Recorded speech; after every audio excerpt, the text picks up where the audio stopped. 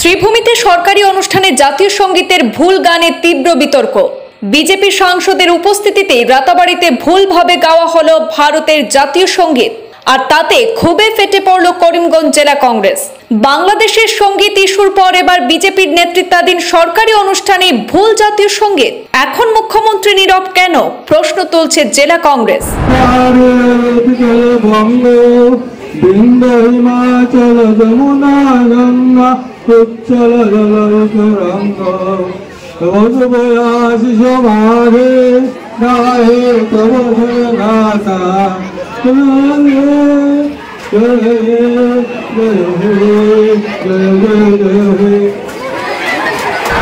বাংলাদেশের জাতীয় সঙ্গীত ইস্যুর পর এবার ভারতের জাতীয় সঙ্গীতকে কেন্দ্র করেই নতুন করে রাজনৈতিক তরজা শুরু হয়েছে।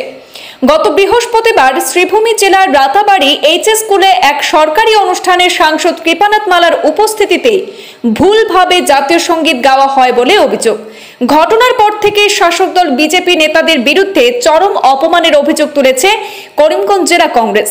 আজ করিমগঞ্জ জেলা কংগ্রেস কার্যালয়ে এক সাংবাদিক সম্মেলন করেন জেলা কংগ্রেস সভাপতি তাপস পুরকায়স্থ।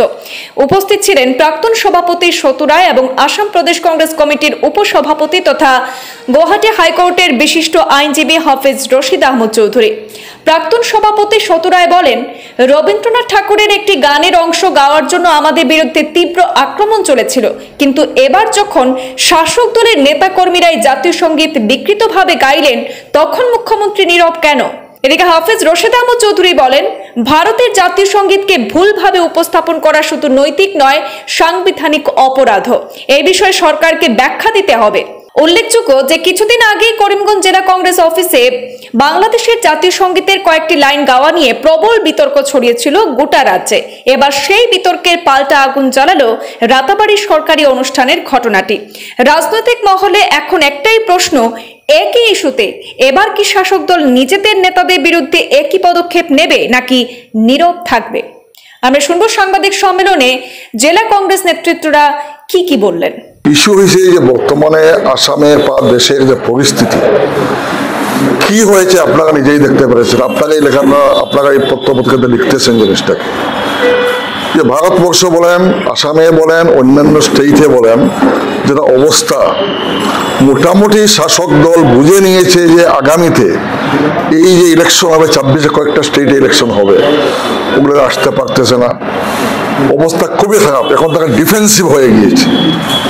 আগে ছিল অফেন্সিভ, এখন ডিফেন্সিভ হয়ে গিয়েছে। এখন তারা ব্যাকফুটে পড়ে গিয়েছে। এই ব্যাকফুটটা কি ফ্রন্টিয়ারতে আসার জন্য তারা আজকে দেখা যাইতেছে নানান ধরনের কথা যেটা উনি বলেছেন। আজকে যদি আসামের পরিপ্রেক্ষিতে আমরা বলি, জুবিন গার্গের পরে যে অবস্থা হয়েছে, যে ভারতের মূল মন্ত্র যেটা ইউনিটি ইন ডাইভার্সিটি, মূল মন্ত্র যেটা সাম্প্রদায়িক সম্প্রীতি, যেটা এই সাম্প্রদায়িক সম্প্রীতি, ভ্রাতৃত্ব, ঐক্য এবং সংবিধানের যেটা ছিল, ওইটাই অ্যাকচুয়াল যেটা স্পিরিটটা কিন্তু বর্তমানে এসে গেছে। আগেও ছিল আমাদের, কিন্তু স্পিরিটটা কিন্তু পাবলিকে ছিল না, এক্সপোজারে ছিল না। মুখ্যমন্ত্রী দেখেছেন যে মানুষ ওনার যেটা এজেন্ডা ছিল divide and rule, owner agenda থেকে মানুষ এখন ওনার কথা না শুনে জুবিন গার্গের যেটা প্রিন্সিপাল ছিল মানুষকে ইউনিটি করা, মানুষের মধ্যে করা, সব জিনিসে রাজনীতি নকরে বা বন্ধুরা, এই যে কথাগুলো উনি বলেছিল, দেখা গেছে এই এজেন্ডাটা সামনে চলে উঠেছে। আর জুবিন গার্গের এই প্রিন্সিপালটা এক্সপোজার হওয়ার জন্য উনি ব্যাকফুটে চলে গিয়েছে, যার জন্য আজকে যে কথাটা উনি বলতেছে সেই কথার মধ্যেই কিন্তু ওনার কাটা লেগে যায়। মানুষ কখন অফেন্সিভ হয়? যখন তার নিজের ঠিকইয়ে থাকে। ডিফেন্সিভ কখনো যখন দুর্বল হয়ে যায়, সে ডিফেন্সিভ হয়ে যাবে। গতিকে আমাদের মাননীয় মুখ্যমন্ত্রী বর্তমানে ডিফেন্সিভ হয়ে গিয়েছেন, যার জন্য আজকে আমরা বিভিন্ন ইস্যুতে দেখতেছি, উচ্ছেদ বলেন, অন্য কিছু বলেন, এই যে ইস্যুতে ওনার কথার মধ্যেই আজকে যদি আমরা ফর এক্সাম্পল আপনাদের করিমগঞ্জের ব্যাপারটা লয়, আমি মনে করি এটা কোনো ইস্যু নয়, এটা একটা নন ইস্যু, এটা একটা নন ইস্যু। আমার দুর্ভাগ্য ওটাও লাগে যে উনি একজন ল গ্রাজুয়েট, উনি পিএইচডি ডিগ্রি হোল্ডার, উনি আমাদের মুখ্যমন্ত্রী, আমাদের সবের মুখ্যমন্ত্রী। উনি যখন কথাগুলো বলেন, সাংবিধানিক পোস্ট রেখে যখন কথা বলেন, আমি মনে করি যে উনি একটু সাবধানতা অবলম্বন করা উচিত।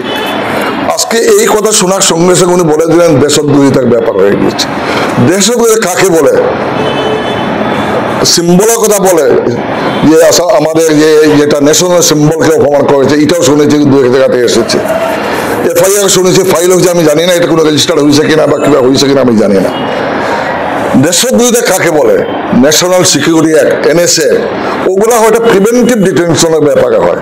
এটা সংবিধানের আর্টিকেল 22 আছে, যে একটা মানুষের দেশের বিরুদ্ধে কোনো একটা যুদ্ধ করতেছে, বোমরার এগেনস্টে লড়তেছে, সভারেন্টির এগেনস্টে লড়তেছে, ওকে দমন করার জন্য তাকে আবার কাস্টডিতে নিতে লাগে। ওটাকে বলে প্রিভেন্টিভ ডিটেনশন, ওটাকে NSA বলে, দেশদ্রোহিতাকে বলে।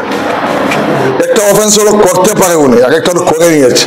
যদি করে নিয়েছে এটা দেশদ্রোহিতাতে আসে না, করতে পারে প্রিভেন্টিভ ডিটেনশন যাকে বলে, মানে এগেনস্ট দ্য গভর্নমেন্ট বা এগেনস্ট দ্য কান্ট্রি। তো এই কথাগুলো বলে এখন যদি গভর্নমেন্ট এগেনস্টে বলা, ওটাকে যদি দেশদ্রোহী বলা হয়, তাহলে তো এটা অন্য জিনিস, এটা উনি নিজেই বুঝতে পারবে। আমি মনে করি যে মিনিমাম যারা ওনাকে রিপোর্ট করেছে, আজকে যারা আমাদের এখানে MLA আছেন, মন্ত্রী আছেন, এরা তো আমি আগেই বলেছি এরা সব মেরুদণ্ডহীন। ওদের কথা বলা প্রকৃত তথ্যটা ওনাকে তুলে ধরতে পারে নাই। আমি মনে করি চিফ মিনিস্টার তো এতই না, উনি নিশ্চয় বুঝতে পারতো এটাকে যদি অ্যাকচুয়ালি বলা হইতো। জাতীয় সঙ্গীত কখন হয়? যখন মানুষ দাঁড়ায়, যখন মানুষ দাঁড়াইতে হবে, এটা লক্ষ্য রাখবেন। জাতীয় সঙ্গীত কোন সময় বলা হয়? আমরা বন্দে মাতরম করেছি, দাঁড়াইছেন, জনগণের মধ্যে না দেখানো হয়েছে। বাংলাদেশে রবীন্দ্রনাথের বক্তব্য দাঁড়িয়েছিল নাকি ওইটাকে? কেউ তো দাঁড়ায় নাই। তাহলে জাতীয় সঙ্গীত পড়লেই নিয়ম হিসেবে দাঁড়াইতে লাগে, যে কোনো জাতীয় সঙ্গীত হোক। তারপরে এখন রবীন্দ্রনাথ ঠাকুরকে আমরা রেসপেক্ট করবো না বাংলাদেশে যদি দেখবো? বাংলাদেশে যদি রবীন্দ্রনাথ ফলো করে যদি কিছু বানায়, আমরা রবীন্দ্রনাথকে আমরা বলে যাবো নাকি যেহেতু এটা বাংলাদেশ ইউজ করে, ওনাকে কি আমরা ইয়ে করে দেবো? উনি আমাদের প্রাণ, বাংলাদেশের প্রাণ, সোল উনি। ওনাকে সম্মান দেওয়া একটা আবেগ বদলি হয়ে আমাদের এক সিনিয়র নেতায় উনি এটা বক্তব্য রেখেছেন, একটা মাত্র 1 মিনিট না 2 মিনিট বোধ 1 মিনিট বোধ রেখেছে। ওটা জাতীয় সঙ্গীত হয় না। এই যে মূর্খরা, তারা যে বুঝে না এগুলা, যেখানে MLA মন্ত্রী হয়েছে, এরা তো বুঝে লাগছে যে জাতীয় সঙ্গীত বলা যায় কিনা। এটাকে দাঁড়ায় তো নাই কেউ, সম্মান তো করে ওই লাইনে তো সম্মান করে নাই। আর সম্মান করে যদি আমি আইনের ছাত্র হিসেবে বলবো, যদি আমি আজকে বাংলাদেশের যদি জাতীয় সঙ্গীত পরিচালন করে, এটা বেআইনি না, আনন্দপূর্ণ হয়। আমি আইনের ছাত্র হিসেবে বলছি, আইন বেআইনি কোন সময় হবে? আমি যদি আমার দেশের জাতীয় সঙ্গীত যদি আমি অপমান করি, তখন এটাকে অসম্মানে হয়। আর সিম্পল যদি আমি অন্য দেশে, আজকে আমেরিকার যদি আমি করি, আমেরিকার এম্বাসেডার আসলো, হাই কমিশনার আসলো, বাংলা হাই কমিশনার আসলো, ন্যাচারাল তারা এটাকে গাইবো, আমরা উঠি এটাকে ইয়ে করে, ওটা কোনো অন্যায় নয়। আর ইনের ছাত্র হিসেবে বলতেছে। গতিকে আমার শুধু কথা হইলো যে এইগুলো ইস্যু শুধু নন ইস্যুকে ডাইভার্ট করিয়া অন্য যে মেইন যেগুলো চলতেছে, ব্যাকফুটে হয়ে গেছে, ওইটাকে করার জন্য এইগুলো করতেছে। আমার অনুরোধ থাকবে আসামের মানুষের কাছে, করিমগঞ্জের মানুষের কাছে, আমরা সবাই আছি, আমরা জুবিনের যেটা আদর্শ যে আমরা হিন্দু, মুসলিম, জৈন, খ্রিস্টান একসঙ্গে থাকিয়ে দেশটাকে বাঁচাই। দেশের যে বর্তমান পরিস্থিতি, বিভিন্ন যে থেকে আমাদের আক্রমণ হওয়ার একটা ইয়ে চলতেছে, আজকে ডোনাল্ড ট্রাম্প বলেন, পাকিস্তানের কথা বলেন, অন্যরা বলেন, আমরা ওদের সঙ্গে ফাইট করবো না এইগুলো নিয়ে নন ইস্যুটাকে নিয়ে আমরা ফাইট করবো? এটা ভারতবর্ষের ইয়েতে আজকে আমাদের এই দেশটাকে বাঁচানোর দরকার। দেশের পরিস্থিতি কি, অর্থনৈতিক পরিস্থিতি কি? আজকে আমাদের ইয়ে উনি মন করে দিল যে আমি তোমাদের সঙ্গে ট্রেড করবো না, রাশিয়ার সঙ্গে হলো, রাশিয়া আবার বলে দিয়ে করে। এই যেগুলো চলতেছে, এরা শুধু ট্রেড বিজনেস করতেছে, আমরা পুতুল হয়ে আসতেছি ওদের মধ্যে। ওটা আমি মনে করবো যে এইগুলাকে ইস্যু গুরুত্ব না দিয়ে, বিশেষ করে আমি অনুরোধ করবো আমার বিজেপি যারা নেতৃবৃন্দ আছেন, আমাদের ভাই বাতিল জায়গা এখানে করিমগঞ্জে, অন্তত একটু পড়াশোনা করে, সব জায়গাতে রাজনীতি না করে, রবীন্দ্রনাথকে নিয়ে অন্তত রাজনীতি না করার জন্য আমি ওনাদেরকে অনুরোধ করতেছি। আর মহামান্য আমার যেজন মাননীয় মুখ্যমন্ত্রী, ওনাকে আমি অনুরোধ করবো যে উনি একটু যাতে স্টাডি করে কথাগুলো যাতে বলে। আমাদের চিফ মিনিস্টার, আমাদের লজ্জা লাগে অনেক সময়, উনি যেখানে কথা বলে বাইরে মাসে ফোন করে, আমি বার কাউন্সিল হিসাবে বা লয়ার্স হিসাবে আমার বিভিন্ন স্টেটের সঙ্গে আমাদের যেতে লাগে, ওরা বলে কি মিনিস্টার হুসুনজুরি ল গেজুয়ে, কি কথাবার্তা বলে উনি। অন্যান্য একবার লজ্জা পাইতে হয়, আমাদের চিফ মিনিস্টার আমরা পেয়েছি, এবং উনি এটা ধরে নিয়েছে ওনার ডেইজ আর নাম্বার, বেশি দিন নয়, কিন্তু উনি যে বুঝে নিয়েছে ওনার ডেইজ আর বেশি দিন নয়।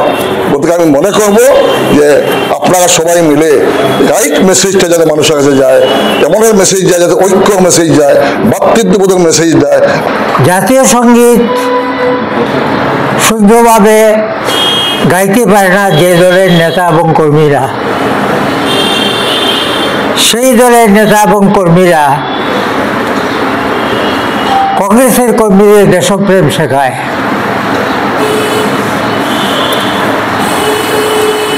এটা এমন একটা সময়ে, এমন একটা পরিস্থিতিতে আমরা পড়েছি এই আসাম রাজ্যে,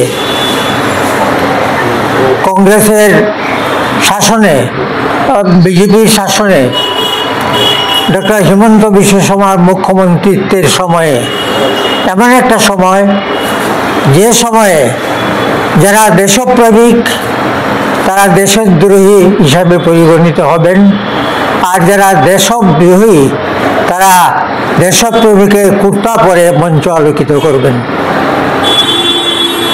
এই পরিস্থিতি আজকে আমাদের আসামে। করিমগঞ্জ কংগ্রেস ভবনে 27 তারিখ, বিগত 27 তারিখ সেবাদলের সভায় ও আমার সোনার বাংলা আমি তোমায় ভালোবাসি গানটি গাওয়া হয়েছিল। এটা নিতান্তই একটা নন ইস্যু। এই নন ইস্যুটাকে ইস্যু করে তোলার যে প্রচেষ্টা আসামের বিজেপি নেতা কর্মী এবং মাননীয় মুখ্যমন্ত্রী করছেন, এর মূল উদ্দেশ্যটা কি? এর মূল উদ্দেশ্যটা হলো আসামে বর্তমান সময়ে নির্বাচনের আগে সমাজে একটা পুরোপুরি বিভাজন সৃষ্টি করা। আপনারা সবাই জানেন জুবিন গর্গ ইস্যুতে যখন মুখ্যমন্ত্রীর বিরুদ্ধে জনতা উত্তাল হয়ে উঠেছেন ন্যায় বিচারের দাবিতে, সমগ্র ব্রহ্মপুত্র উপত্যকায় আজ উত্তাল। জুবিনের ন্যায় বিচার চাই। স্বভাবতই এই আন্দোলনের প্রেক্ষিতে আমাদের মাননীয় মুখ্যমন্ত্রী নিজেকে খুবই বিব্রত বোধ করছেন এবং আমরা লক্ষ্য করেছি বিগত কয়েকদিন যাবৎ, বিগত 15 দিন যাবৎ আমরা লক্ষ্য করছি তিনি সাংবাদিকদের সামনে যে সমস্ত কথা বলছেন সেই সবগুলি কথাই প্রায় ভিত্তিহীন এবং মুখে যা আসে তাই বলছেন। একজন মুখ্যমন্ত্রীর মুখ দিয়ে এ সমস্ত যুক্তিহীন ইতিহাস বিবর্জিত কথা আজ আসামবাসী শুনছেন। দিকে সমগ্র আসামের জনগণ যখন গৌরব গগৈকে মুখ্যমন্ত্রীর আসনে বসার জন্য, এই দলকে উৎখাত করার জন্য আন্দোলন করছে, সেই আন্দোলনের ফলেও আমাদের মুখ্যমন্ত্রী নিজেকে বিব্রত বোধ করছেন এবং এই জন্যই তিনি কিছুটা বিব্রত হয়ে এই সমস্ত কথা বলছেন। না হলে একজন উচ্চশিক্ষিত মুখ্যমন্ত্রী কি করে বলতে পারেন যে করিমগঞ্জ কংগ্রেস ভবনে এই গানের এক কলে গাওয়াতেই দেশদ্রোহিতা হয়ে গেছে?